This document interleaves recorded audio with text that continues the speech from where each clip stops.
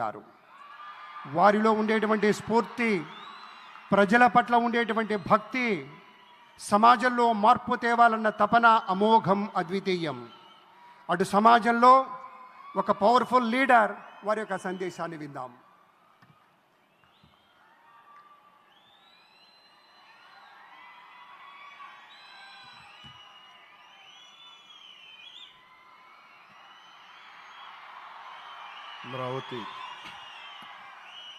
అమరావతి పునఃప్రారంభం సందర్భంగా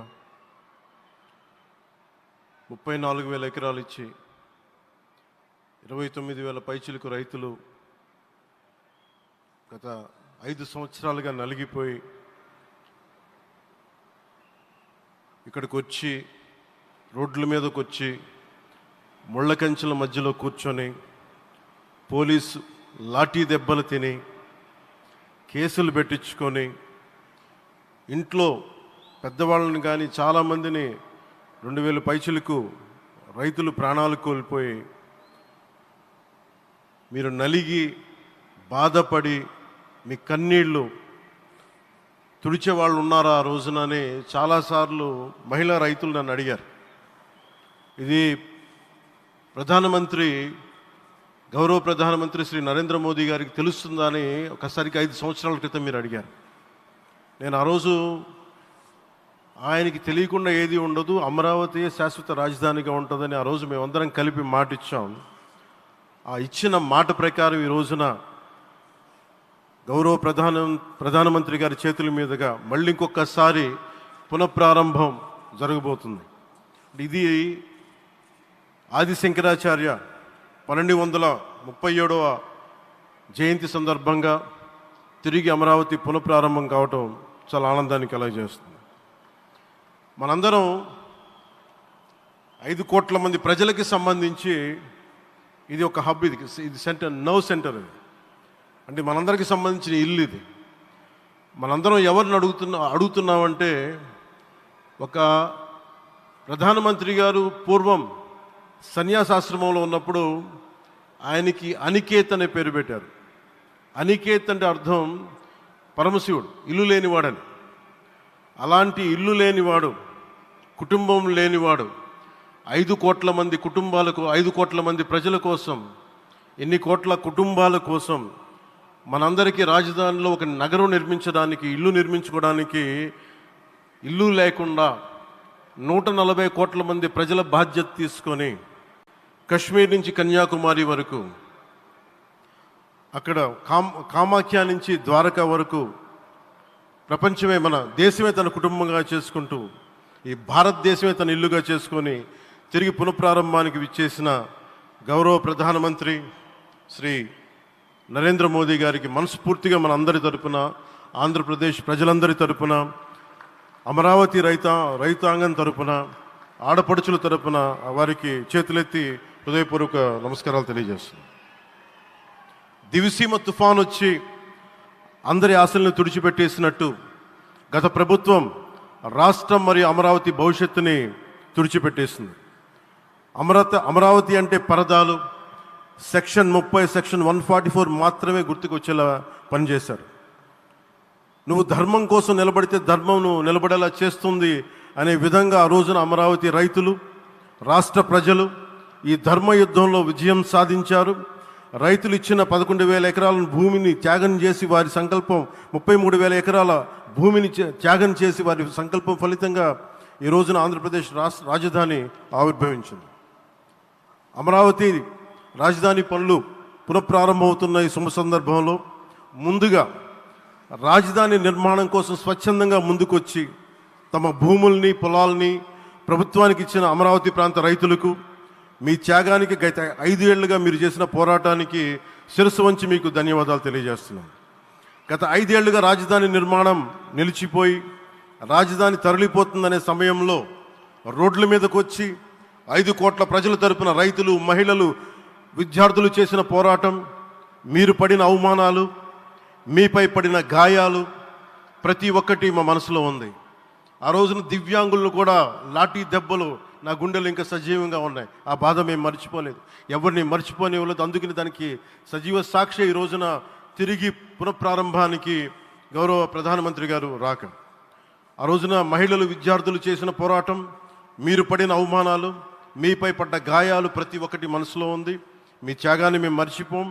మీరు చేసిన త్యాగానికి జవాబుదారీగా ఉంటాం. బాధ్యతగా అమరావతి నిర్మాణం జరిగేలా సాయశక్తుల ఈ కూటమి ప్రభుత్వం కృషి చేస్తుంది. అమరావతి రైతుల త్యాగాలను హృదయపూర్వకంగా స్మరించుకుంటూ వారి ప్రతినిధులుగా ఇక్కడకు విచ్చేసిన రైతులకి నా ప్రత్యేక నమస్కారం. ఈ పోరాటంలో వారికి ప్రతినిధులుగా సన్మానం అందుకుంటున్న మహిళా రైతులు పాత్ర, ప్రత్యేకించి అమరావతి మహిళా రైతుల పాత్ర చాలా అభినందనీయం. మీరు ఎంత నలిగారు, మీరు ఎంత రోడ్ల మీదకి వచ్చారు. మగవాళ్ళు ఆపేస్తే ఆడపడుచులు బయటకు వచ్చి తిరిగి పౌరుషం చూపించారు, ఆంధ్ర పౌరుషాన్ని చూపించారు. మీరికి నా ప్రత్యేక అభినందన. వాళ్ళు చూపిన సాహసం, సహనం అందరికీ ప్రేరణగా నిలుస్తాయి. వేదిక మీద ఉన్న నా మంత్రివర్గ సహచరులకి, గౌరవ ప్రధానమంత్రి శ్రీ నరేంద్ర మోదీ గారికి, విజనరీ అయిన గౌరవ ముఖ్యమంత్రి శ్రీ నారా చంద్రబాబు నాయుడు గారికి, సోదరులు లోకేష్ గారికి, గవర్నర్ గారికి ప్రత్యేకించి నా హృదయపూర్వక నమస్కారాలు, ధన్యవాదాలు తెలియజేస్తున్నాను. అలాగే ఇతర సహచరులకు, సభకు హాజరైన వారికి, రాష్ట్ర ప్రజలకు కూడా నమస్కారాలు తెలియజేస్తున్నాను. ఇక్కడ రైతులు భూమిని మాత్రమే ఇవ్వలేదు, రాష్ట్ర భవిష్యత్తును నిర్మించే ఆశలను, విశ్వాసాన్ని ఇచ్చారు. కానీ 5 సంవత్సరాల్లో గత ప్రభుత్వం ఆ త్యాగాన్ని అవమానించింది. 3 రాజధానులు, అస్తవ్యస్త విధానంతో ప్రజల విఘ్నతని, అమరావతిని అగౌరవపరిచింది. ఈరోజు ఈ వేదిక నుండి మేమందరం మీకు హామీ ఇస్తున్నాం. అమరావతి మళ్ళీ ఒక ప్రపంచ స్థాయి సర్వశ్రేష్ఠ రాజధానిగా ఆవిర్భవిస్తుంది. అమరావతి ఒక ఆర్కిటెక్చరల్ జోన్, ఒక కాంక్రీట్ జంగిల్గా మిగిలిపోకుండా జవాబుదారీతనం, న్యాయం, ప్రజాస్వామ్యానికి ప్రతీకగా నిలవాలని ఆకాంక్షిస్తున్నాం. కేంద్రంలో రాష్ట్రంలో స్థిరమైన ఎన్డీఏ ప్రభుత్వం ఏర్పడిన కారణంగా అభివృద్ధి కార్యక్రమాలు వేగంగా సాగుతున్నాయి.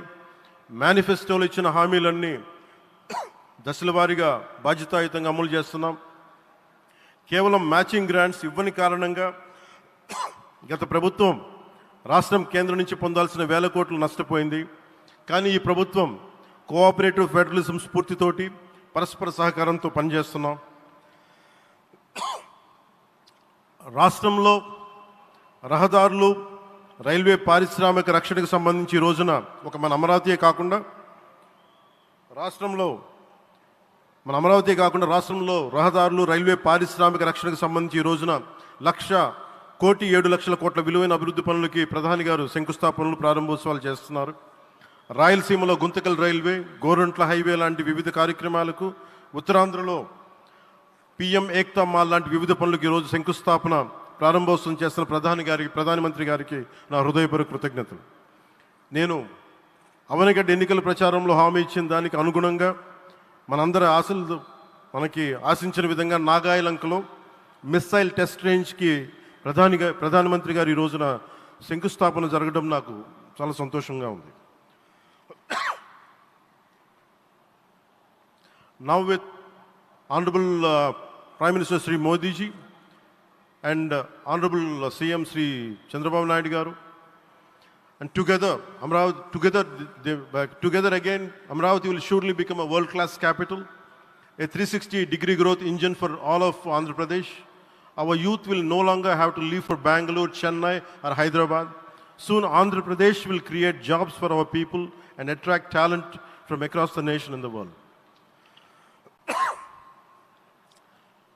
దీనికి అమరావతికి ప్రత్యేకించి ఒక వ్యక్తిని మనం స్మరించుకోవాలి. రాళ్లల్లో, రప్పల్లో ఒక మహానగరాన్ని చూసిన వ్యక్తి, ఒక 20 సంవత్సరాలు ముందుకెళ్ళి చూసిన వ్యక్తి. అలాంటి నాయకులు మనందరం కోరుకున్నట్టుగా ఆయన వెనంటే ఆయన ఉండాలి, ముఖ్యమంత్రిగా ఉండాలి అని మేము ఆశించిన విధంగా ఆయన ముఖ్యమంత్రి అయ్యారు.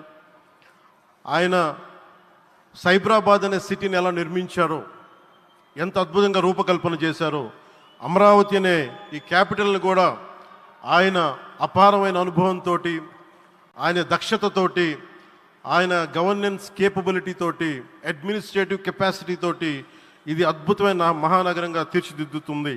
ఇది ఆంధ్రప్రదేశ్కే కాదు, భారతదేశానికి తలమానికంగా అవుతుందని మనస్ఫూర్తిగా నేను ఆశిస్తున్నాను.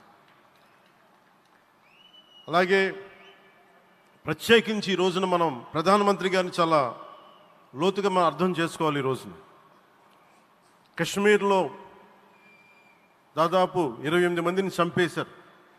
అలాంటి క్లిష్ట సమయంలో రాష్ట్రం, దేశం మొత్తం యుద్ధం వైపు వెళ్తున్న సమయంలో, అలాంటి కీలక సమయంలో ప్రధానమంత్రి గారు ఇక్కడికి వచ్చి లోపలంతా బరువు, గుండెల్లో బరువు పెట్టుకొని వేదన ఉండి కూడా అమరావతి రైతులు చేసిన త్యాగాలను మర్చిపోకూడదని చెప్పి ఇంత ఇబ్బందుల్లో కూడా ఆయనకు వచ్చినందుకు మనస్ఫూర్తిగా ఒక్కసారి మనందరం ప్రధానమంత్రి గారికి గౌరవ సూచకంగా మనందరం కృతజ్ఞతలు తెలియజేయాలి. The Pahalgam terrorist attack has been one of the darkest days for the entire country. Even the blood was spilled in Kashmir. The blood spilled in Kashmir, it created tremors in the entire nation. And we had seen it personally, witnessed personally, the pain of the victims. For the Honorable PM Modi ji, he is leading the country through these tough times, and he assured all the citizens with stern action against the perpetrators of terrorism. I know this is very sensitive time, and Modi ji is carrying the nation's burden. Amidst this tremendous difficult moment, Modi ji still gave time and came today to Amravati. This shows his deep commitment to Andhra Pradesh, to the people of Andhra Pradesh, and we are deeply grateful to you, sir.